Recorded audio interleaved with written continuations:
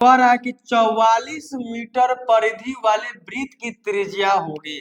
तो वृत्त की त्रिज्या यानी क्या दे रहा है, तो सबसे पहले सोचना है कि क्या दे रहा है कि 44 मीटर परिधि दे रहा है, यानी परिधि दे रहा है। तो परिधि का, वृत्त की परिधि क्या होता है, 2πr होता है। अब बराबर कितना दे दिया है, 44। अगर ऐसा क्वेश्चन देगा तो यानी 2πr बराबर 44 लिख देना है, ठीक ना। क्या निकालना है, तो त्रिज्या निकालना है। तो त्रिज्या यहाँ आर मतलब त्रिज्या ना होता है, रेडियस होता है, त्रिज्या होता है। तो 2, अब पाई यहाँ रहने देना है, आर भी रहने देना है, लेकिन 44 यहाँ लिख देंगे। और यहाँ पाई का मान 22 बटा क्या होता है 7, और गुणे आर बराबर कितना है 44 हो जाएगा जी। अब देखिए 22 में 2 से गुणा 22 में 44, और 44 से 44 क्या हो गया, कट जाएगा ना जी। तो देखिए यहाँ ये 7 तिरछा तिरछी जाएगा तो 7 हो जाएगा, आर बच गया। आर बराबर कितना हो गया, 7 मीटर हो गया।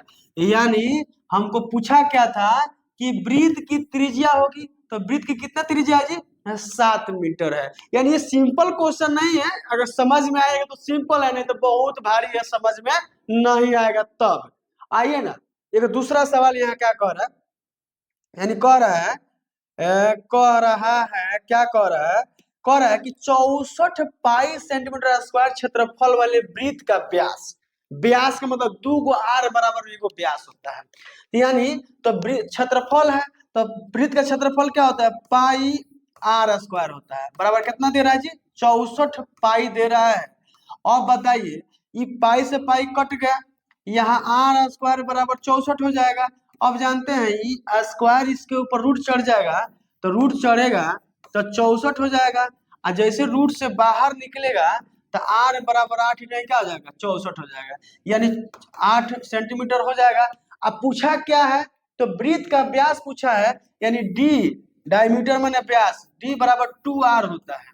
और बताइए 2, आर कितना दिया है, 8 दिया है, तो 8 दूना कितना हो जाएगा, 16 सेंटीमीटर आ जाएगा।